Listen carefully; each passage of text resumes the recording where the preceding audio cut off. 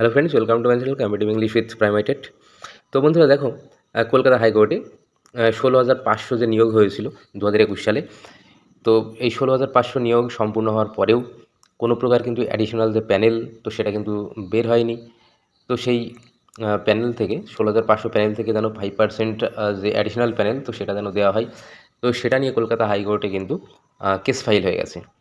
তো এখানে একটা বিষয় দেখো, অবশ্যই 16,500 যে প্যানেল, তো সেটা তো অনেক দিন আগেই নিয়োগ হয়ে গেছে। তো সেই প্যানেলের যে মেয়াদ, তো সেটা কিন্তু ইতিমধ্যে শেষ হয়েছে।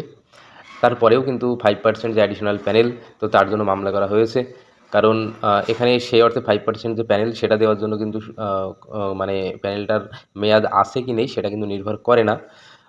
এখানে অবশ্যই যে বিষয়গুলো উল্লেখ করা হয়েছে, এখানে যেটা বলা হচ্ছে, 5% প্যানেল সাধারণত দেওয়া হয় যে মেন যে প্যানেল থাকে, সেই প্যানেলটা একদম টোটাল নিয়োগ হয়ে যাওয়ার পরে, টোটাল এক্সহস্টেড হওয়ার পরে। তাই সেই ক্ষেত্রে যেহেতু 16,500 প্যানেল সব নিয়োগ হয়ে গেছে, তাই সেই ক্ষেত্রে যেন 5% যে প্যানেল, তো সেটাও যেন দেওয়া হয়। তো সেই জন্য কিন্তু কলকাতা হাইকোর্টে মামলা দায়ের হলো। আচ্ছা, তার পাশাপাশি দেখো, 11,765 যে 5%-এর যে প্রথম যে লিস্ট প্রকাশিত হয়েছে 5% প্যানেলের, অর্থাৎ 9,533 প্যানেলের যে 5% লিস্ট, 56 জনের যে লিস্ট প্রকাশিত হয়েছে, তো তাদের হিয়ারিং রয়েছে 27 তারিখে।